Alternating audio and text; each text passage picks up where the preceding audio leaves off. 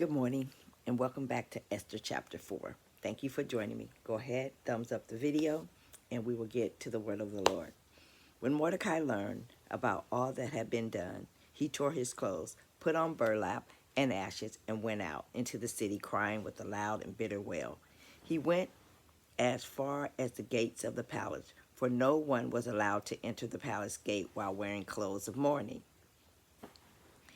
And as the news of the king's decree reached all the provinces, there was great mourning among the Jews. They fasted, wept, and wailed, and many people lay in burlap and sack and ashes.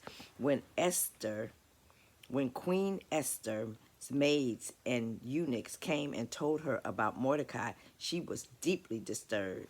She was deeply distressed. She sent clothes to him to replace his burlap, but he refused it. Then Esther sent for Hatshepsut, one of the king's eunuchs who had been appointed as her attendant. She ordered him to go to Mordecai and find out what was troubling him and why he was in mourning.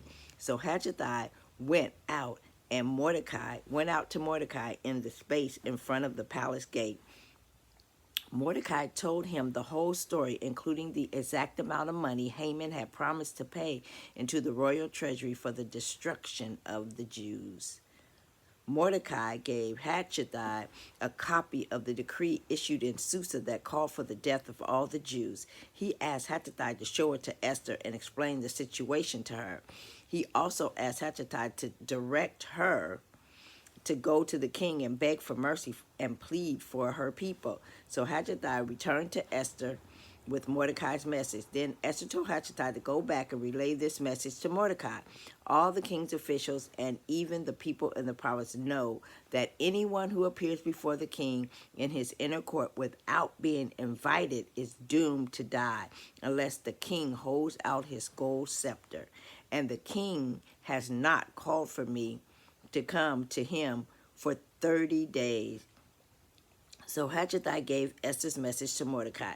Mordecai sent this reply to Esther: don't think for a moment that because you're in the palace, you will escape when all other Jews are killed.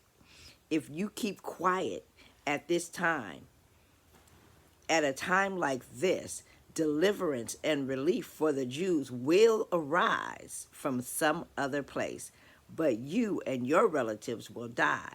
Who knows if perhaps you were made queen for just a time as this. Then Esther sent this reply to Mordecai: go and gather together all the Jews of Susa and fast for me. Do not eat or drink for 3 days.